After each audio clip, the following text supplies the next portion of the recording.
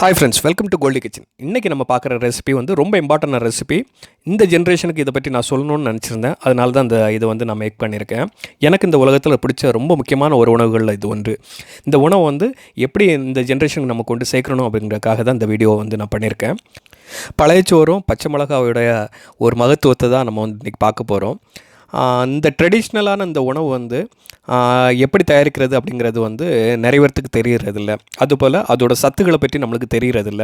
நிறைய பேர் வந்து இந்த பழைய சோறு சாப்பிட்டா ஏதோ வந்து தீண்டத்தகாதவன், ஏதோ ஏழைகள் மட்டும்தான் இதை சாப்பிடணும் அப்படின்னு நினைக்கிறாங்க. ஆனால் உண்மையில் அது இல்லை.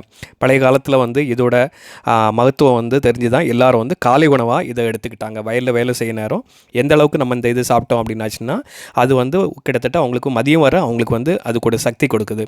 ஸோ இந்த மகத்துவத்தை வந்து இதுவரை நம்மளுக்கு யாருக்கும் தெரியல. ஸோ அதை ஃபஸ்ட்டு நம்ம பார்த்துடலாம். ஸோ இப்போ இது எப்படி தயாரிக்கிறதுங்கிறத பார்த்துடலாம். அதுக்கு முன்னாடி நம்ம சேனலை இதுவரை நீங்கள் சப்ஸ்கிரைப் பண்ணலன்னா சப்ஸ்கிரைப் பண்ணுங்கள். கூடவே பக்கத்தில் இருக்கிற பெல் பட்டனை கிளிக் பண்ணுங்கள். அப்போ தான் நம்ம போடுற ஒவ்வொரு வீடியோவும் உங்களுக்கு நோட்டிஃபிகேஷனாக வரும். ஸோ இப்போ முதல்ல இதுக்கு தேவையான பொருட்கள் என்னங்கிறது பார்த்துடலாம். இந்த அமிர்தத்தை நம்மளுக்கு தயாரிக்கிறதுக்கு முதல்ல தேவை நம்மளுக்கு வந்து பழைய சோறு. இந்த பழைய சோறுங்கிறது வந்து முந்தின நாள் நம்ம வந்து மீதி இருக்கிற சாதத்தில் வந்து தண்ணி ஊற்றி வச்சிட்டோன்னா அடுத்த நாள் வந்து அது ஃபெர்மெண்டேஷன் ஆகி ரெடியாக இருக்கிறோம். அந்த பழங்கஞ்சியை தான் வந்து நம்ம வந்து இதுக்கு எடுத்துக்க போகிறோம். ஸோ இதை டேரெக்டாக சாப்பிட்றதுக்கு அதை கொஞ்சம் டேஸ்ட் கூட்டுறதுக்காக சின்ன வெங்காயம் கூட ஆட் பண்ணிக்கிறோம். 3 பச்சை மிளகாய் எடுத்துக்கோங்க. கொஞ்சம் கல் உப்பு எடுத்துங்க. உங்களோட டேஸ்ட்டுக்கு ஏற்றாப்பில் கல் உப்பு எடுத்துங்க. கூடவே கொஞ்சம் புளிச்ச தயிர், அதாவது இந்த தயிர் வந்து ஒரு மீடியமாக புளிச்சிருக்கணும். அப்போ தான் டேஸ்ட் நல்லாயிருக்கும். வீட்டில் செஞ்ச தயிராக இருந்தால் ரொம்ப நல்லது. இப்போ இதை எப்படி மிக்ஸ் பண்ணுறதுன்னு பார்த்துடலாம். ஒரு பெரிய பவுலில் ஏற்கனவே எடுத்து வச்சுருக்கிற பழைய சாதத்தையும் அந்த தண்ணியோடு சேர்த்து அதில் ஊற்றிக்கிடுங்க. இப்போ அந்த புளிச்ச தயிரை எவ்வளவுக்கு தேவையோ அந்த அளவுக்கு நீங்கள் அதோட மிக்ஸ் பண்ணிவிடுங்க. தயிர் நிறைய போடலாம். எந்த அளவுக்கு போட்டிங்களோ அந்த அளவுக்கு டேஸ்டியராக இருக்கும். கூடவே சின்ன வெங்காயம் நம்ம கட் பண்ணி வச்சுருக்கிறத பாதியாக கட் பண்ணி அதோட போட்டுக்குங்க. சின்ன பச்சை மிளகாய் வந்து சின்ன சின்னதாக கட் பண்ணி வச்சுருக்கோம், அதுவும் இதோட சேர்த்துக்கலாம். தேவையான அளவு உப்பு சேர்த்துக்குங்க. கல் உப்பு எதுக்கு நம்ம போடுறோன்னா பழைய காலத்தில் நம்ம கல் உப்பு தான் போடுவோம். அதோட டேஸ்ட் வந்து டிஃப்ரெண்ட்டாக இருக்கும். ஸோ இப்போது இந்த பொருட்களை எல்லாம் நம்ம போட்ட உடனே தயிர், சாதம் இது வந்து நல்லா மிக்ஸ் ஆகணும். ஸோ கையை விட்டு எந்த அளவுக்கு சாதத்தை நல்லா பிசைஞ்சு விட முடியுமோ அந்த அளவுக்கு பிசைந்து விட்டுருங்க. ஏன்னா நீங்கள் வந்து அந்த தயிரும் வந்து சாதத்துலேருந்து அந்த மிக்ஸ் ஆகி அந்த நம்ம பிசைகிறதுல வந்து அந்த இதுக்கு வந்து நல்லா மிக்ஸ் ஆக நேரம் அந்த டேஸ்ட் வந்து நல்லா கிடைக்கும். கூடவே அந்த பச்சை மிளகாய் நம்ம சேர்த்து நசுக்க நேரம் அதுலேருந்து காரம் அதில் இறங்க ஆரம்பிக்கும்.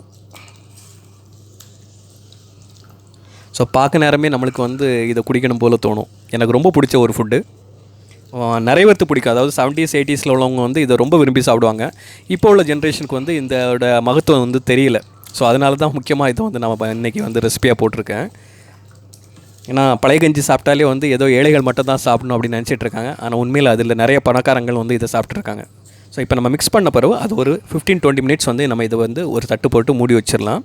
ஸோ மூடி வச்ச பிறகு நீங்கள் இப்போ எடுத்துக்கிட்டிங்கன்னா அது வந்து ரெடியாக இருக்கும். எதுக்காக அந்த 15-20 மினிட்ஸ் நான் சொல்லியிருக்கேன் அப்படின்னாச்சுன்னா அந்த இதில் மிளகாயில் உள்ளதோ எல்லாமே வந்து சத்து கொஞ்சம் நல்லா இறங்கி அதோட டேஸ்ட் வந்து நல்ல ஒரு ரெடியாக இருக்கும்.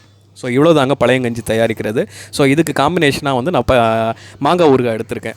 ஸோ நீங்கள் வந்து ஏதாவது ஊறுகாய் எடுத்துக்கலாம். மாங்காய் ஊறுகாயோட பழையங்கஞ்சி ரொம்ப நல்லாவே இருக்கும். ஸோ ரொம்ப இம்பார்ட்டண்டான உணவு. இந்த ஜென்ரேஷன் வந்து கண்டிப்பாக இதை தெரிஞ்சுக்கணும். கண்டிப்பாக ஹெல்த்தியான ஒரு உணவு. டெய்லி சாப்பிடுங்க. அதாவது சம்மரில் சாப்பிட்லாம், வின்டரில் நம்ம சாப்பிட முடியாது. சம்மரில் கண்டிப்பாக வாரத்தில் ஒரு 2 நாள் நீங்கள் சாப்பிட்டிங்கன்னா உடம்பு ரொம்ப ஹெல்த்தியாக இருக்கும்.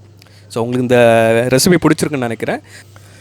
இதுவரை நீங்கள் வந்து பழைய கஞ்சி இந்த மாதிரி தயாரிக்கல அப்படின்னாச்சுன்னா இந்த தடவை நீங்கள் செஞ்சு பாருங்கள். செஞ்சு பார்த்துட்டு டேஸ்ட் பண்ணி பார்த்துட்டு உங்களோட ஃபீட்பேக்கை வந்து கமெண்ட்ஸில் எனக்கு அனுப்புங்க.